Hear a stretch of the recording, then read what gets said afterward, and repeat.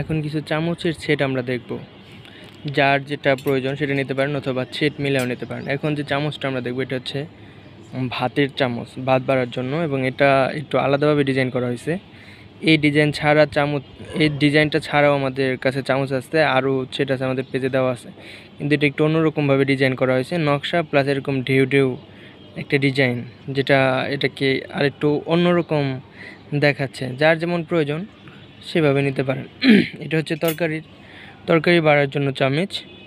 এটা তো এরকম একটা ডিজাইন করা আছে, কেউ চাইলে 5টা মিলে বা 3টা মিলে সেট করে নিতে পারেন।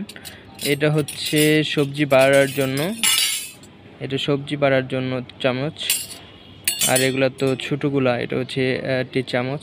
এগুলা সেট মিলেও নিতে পারেন অথবা একটা করেও নিতে পারেন। এগুলো হচ্ছে এটা হচ্ছে ডাউল বাড়ার জন্য, এটা চামচ। এটা সবজি বা ডাউল দুইভাবে ব্যবহার করা যায়, একদম মিডিয়াম টাইপের, মানে এটা একটু ডিপ করে দেওয়া হয়েছে, যার যেমনটা প্রয়োজন নিতে পারেন। এটা হচ্ছে সবজি বাড়ার জন্য বা তরকারি বাড়ার জন্য, এটা যার যেমনটা প্রয়োজন। এখানে অনেকগুলো সাইজ দেওয়া আছে, যেমন প্রয়োজন হয় সেভাবে আপনারা নিতে পারেন।